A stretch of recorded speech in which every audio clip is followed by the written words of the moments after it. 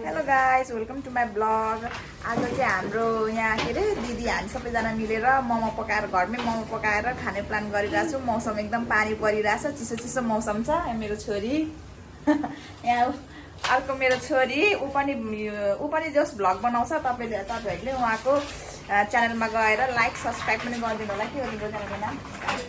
काविका Shrestha Quincy कि काविका? काविका Quincy Shrestha. कस्तो हुन्छ भिडियो लास्टसम्म हेरिदिनु होला। हामी मोमो च्यालेन्ज पनि गर्ने होइन, मोमो च्यालेन्ज पनि गर्छौँ। भिडियो लास्टसम्म हेरिदिनु होला, बोर नमानिकन हेरिदिनु होला। हाम्रो दिदी यहाँ प्याज केलाउँदै हुन्छ। यो दिदी ढिला आएर हो क्या, यति बेला मोमो पाकिसक्नु पर्ने हो। अति ढिला आएको क्या दिदी, पानी पऱ्यो अरे जा। अब यस्तो पानी अटो चढेर आउने है। यहाँ हाम्रो अर्को बहिनी पनि हुनुहुन्छ।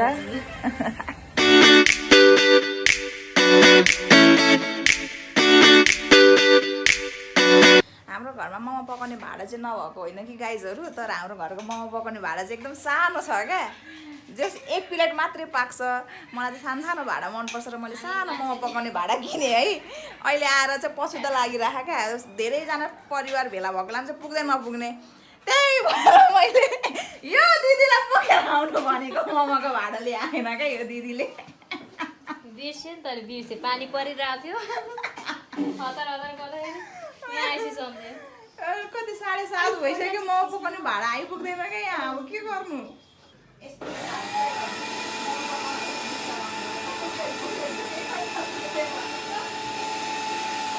यति बेलै उहाँ घुवाइ पार्नु पर्यो।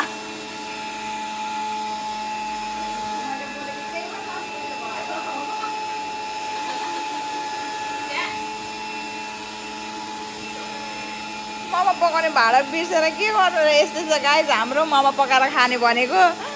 सबै थोक रेडी भएको मोमो पकाउने भाँडो होइन। अब कति बेला मोमो हामी के अरे मोमो चाहिँ ठिक्क रेडी पारेर राख्छौँ बनाएर, अनि भाँडा जति बेला आउँछ त्यति बेलै झानाकुटी पारेर पकाउने अनि खाइहाल्ने हो।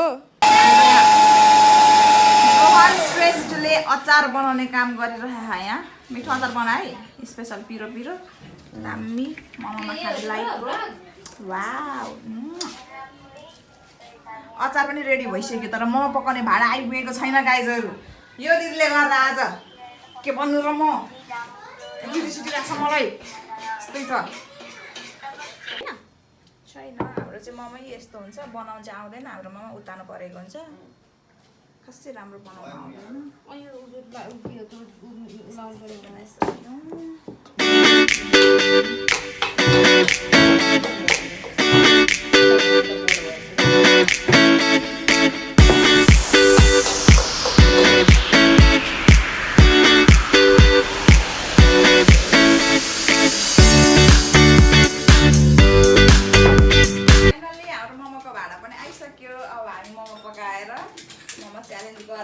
जस आज गर्ने नै भयो।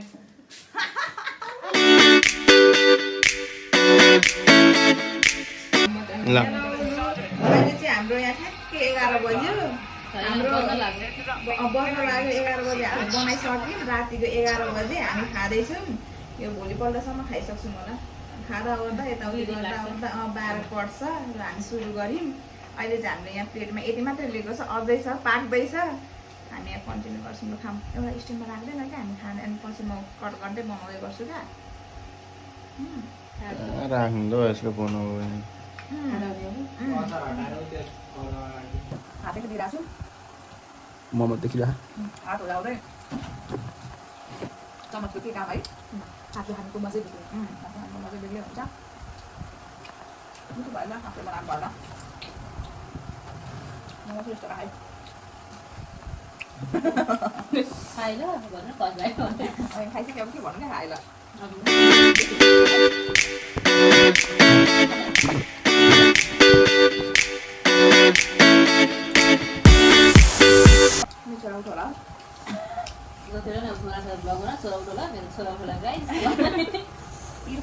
छोरा सुधाएर आज आफू यहाँ खानुलाई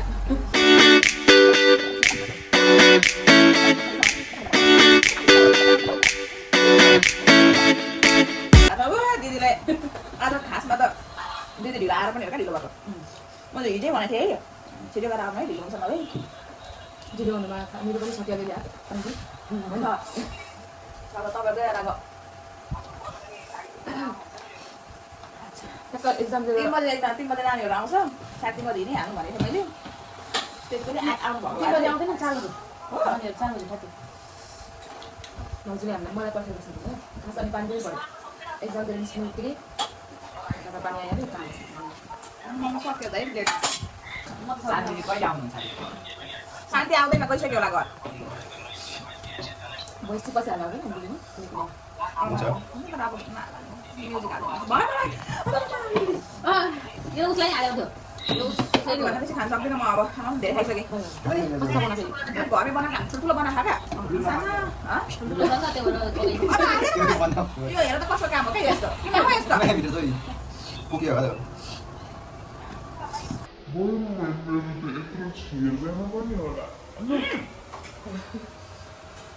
आफ्नो खान्छ छोडेर यस्तो खान्छ